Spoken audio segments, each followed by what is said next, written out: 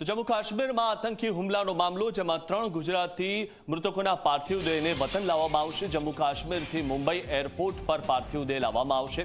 આજ સાંજ સુધીમાં લવાશે પાર્થિવ દેહ। 3 લોકોના જે મોત થયા છે તેમાં એક સુરતના જે મૃતક છે અને 2 જે પ્રવાસી તે ભાવનગરના છે। ભાવનગરના પિતા પુત્ર કે જે ગઈકાલે મિસિંગ થયા હતા અને તેમના મોત થયા છે।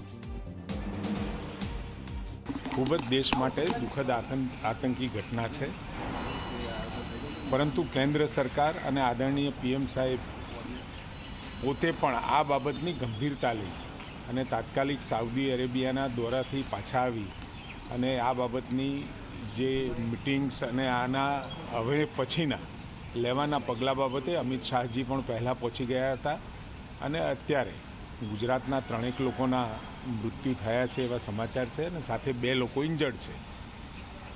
2 લોકો ભાવનગરથી છે ને એક સુરતથી છે કે જેઓ મુંબઈ ખાતે સ્થિત હતા।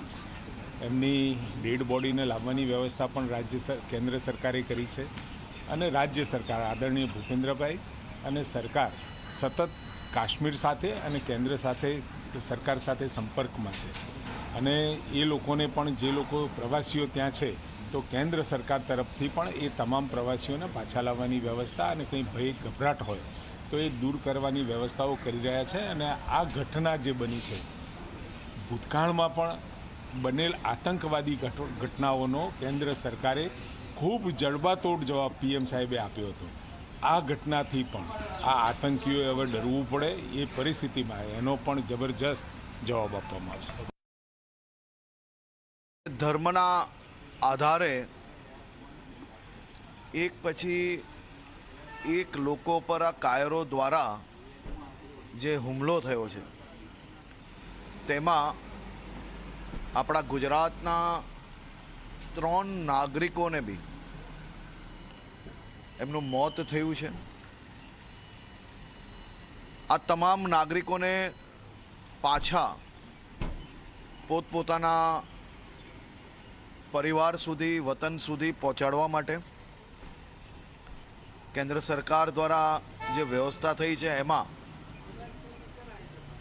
જેવું તેમને મુંબઈ કે અમદાવાદ એરપોર્ટ સુધી લાવવામાં આવશે ત્યાંથી મુખ્યમંત્રીશ્રીએ સૂચના આપી છે તે પ્રકારે જે કંઈ જરૂર હશે એ બધી જ વ્યવસ્થાઓ રાજ્ય સરકાર દ્વારા સૌ લોકોને પોતાના વતન સુધી પહોંચાડવા માટે કરવામાં આવશે।